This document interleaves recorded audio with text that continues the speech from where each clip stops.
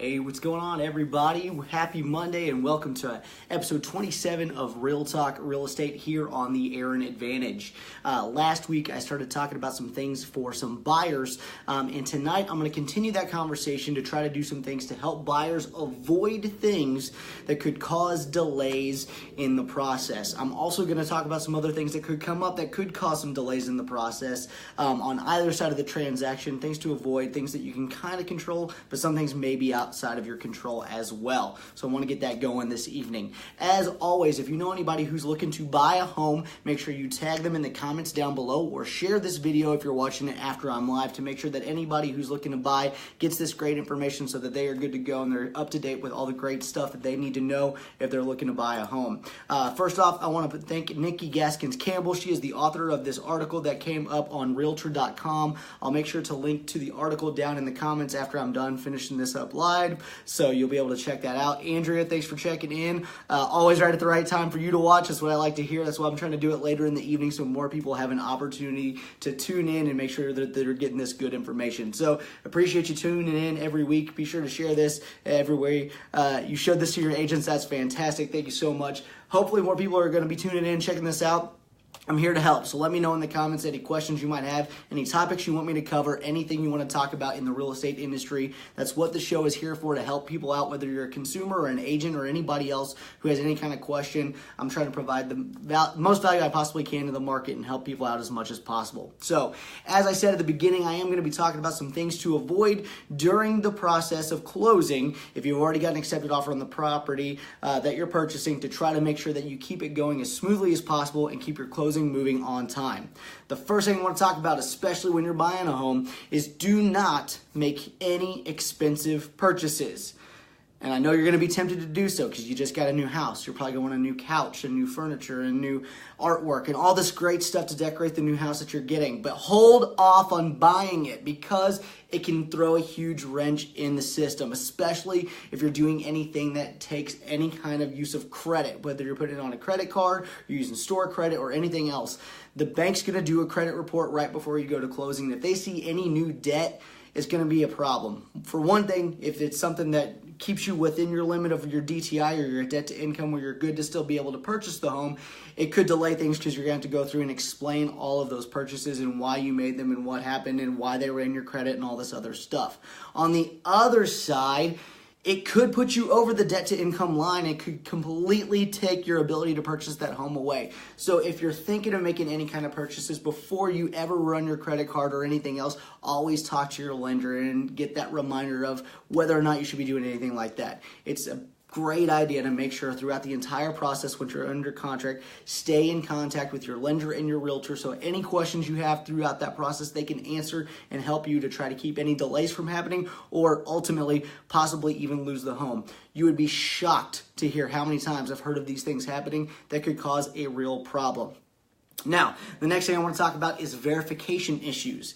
And what I mean by that is verification of different aspects of the transaction.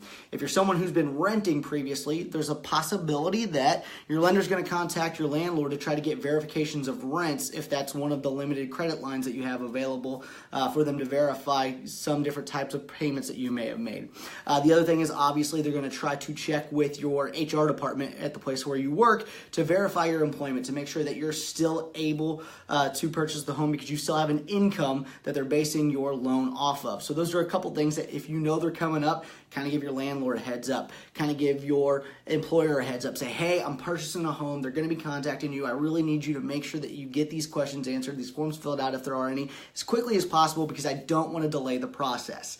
Another thing is verification of different types of money, especially earnest money. This is a big one that I'm dealing with right now, especially with like first-time home buyers. Myself, I'm a millennial. I never carry cash. I hardly use checks. There's a lot of people who don't even have checks or anything else at all right now. Verification of your earnest money is something that your lender's always going to want to do. And if you pay cash for your earnest money or get like a cashier's check that you paid cash for, or a money order or anything else like that, that can cause problems because they can't source those as a verified source of money that is proven to be yours. And that's a big deal because if you have a required down payment at the closing or required money out of your pocket, they have to be able to verify that money. So a lot of times we have ways around this. We can go through, fill out some paperwork to get the earnest money returned to you at the closing, things of that nature, but it can slow the process down. That's ultimately something that you want to try to avoid as much as possible. Also, your lender may need some additional information from you throughout the process. I know I've worked with several buyers throughout my entire career, been doing this over a decade, that they just feel like every time they turn in a piece of paper, the lender's asking for something else. And they feel like, why couldn't they just tell me this on the front end? The truth is sometimes there may be additional documentation that they request because they didn't know they were going to need it. As they go through the underwriting process and additional stuff comes up, they may find, hey, you know what? Unfortunately, I thought we had it all. There's another document that I'm going to need, and they're going to ask for that. The faster you can get it to them, the quicker it gets in their hands, and they can review it and make sure they've got everything they need for your loan, the better off you're going to be. So make sure you have all your documents ready on the front end as much as you possibly can, and then really work with your lender when they are asking for additional stuff, because ultimately, they're trying to get it done as quickly as possible for you because they know how much you want your home, and they're going to try to do everything they can. But if something comes up and they have additional stuff that they have to provide to their underwriters, they're going to need that information from you. The next one that I want to talk about is title issues. Now, title issues could be something that comes up that nobody really foresaw. It could be that maybe there's an old easement on the property that people didn't realize were there. You're going to have to get information figured out about that. It could be something where there's a discrepancy. This is one that I had happen recently where the purchaser that I was representing, when they did a title search and they had the lien and the judgment search that they do against the buyer and the seller, some stuff came up that looked like it was associated with the buyer.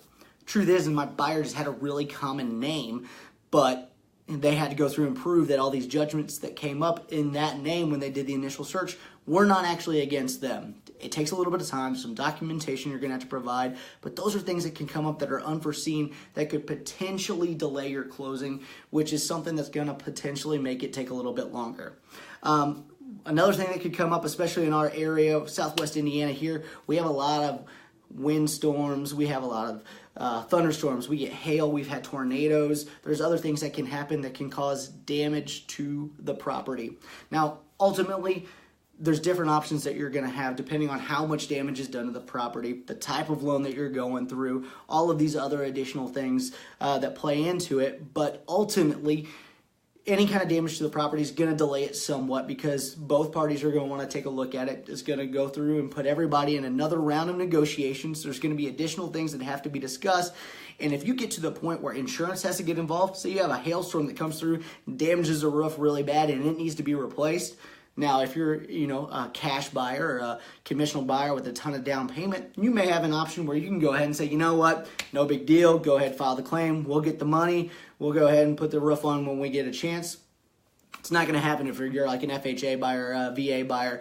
Once that damage is done and they're going to need to have that stuff taken care of, those items have to be addressed prior to closing, and we have to get approval on that before we can schedule your closing. So property damage is one of those things that no matter what, there's going to be an additional period of time necessary to take a look at it to find out exactly what needs to happen.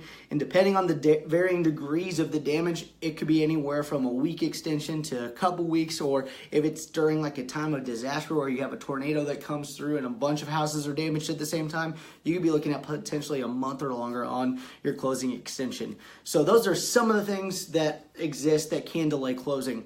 As I said at the very beginning of the video, I do have a link to this article that was written for Realtor.com that I'll put in the comments down below so you can check out. There was actually a list of 14 things on there that can delay your closing. So check those out. Let me know your thoughts in the comments down below. And also let me know if you find or think of any other items that could come up that could delay your closing. I'm always looking to see what your thoughts are on that.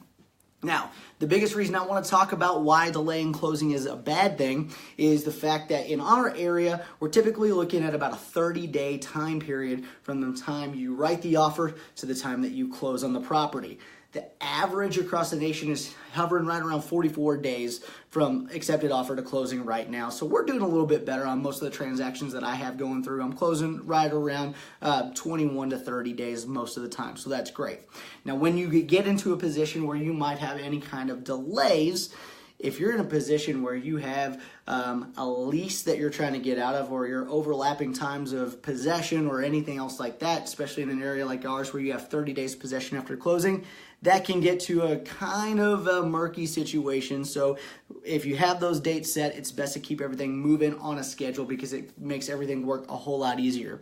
On the flip side, because we are in such a limited inventory market with a ton of buyers and not a whole lot of houses to sell them to, if you get in a position where there's any kind of backup offer behind yours and it might be a little more enticing to the seller, guess what? There's potential. If there's any kind of delay, they may not want to extend the closing at that point in time. So things like that can happen as well. So always do everything you can to make sure that you are operating as much as possible within the time frames of the original contract, and keep all these things moving so you can keep it going and not have any delays. I want to thank everybody who's been tuning in this evening and checking out this episode of Real Talk Real Estate. Like this video, share it with your friends, tag anybody in the comments who's buying a home who wants this information to make sure they can keep things rolling on time, and let me know what you're thinking about or what you want to hear about next week. Thanks for tuning in. Have a great Monday evening.